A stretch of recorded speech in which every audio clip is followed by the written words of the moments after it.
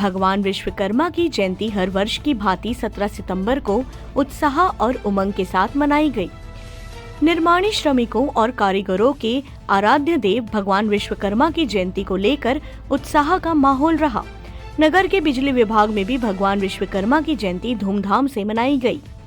फरसगांव बिजली विभाग के अधिकारी कर्मचारी एकत्र होकर कंट्रोल रूम में अपने कार्य में उपयोग होने वाले सभी औजारों व कंट्रोल रूम के सभी मशीनों व ट्रांसफार्मरों की पूजा अर्चना की।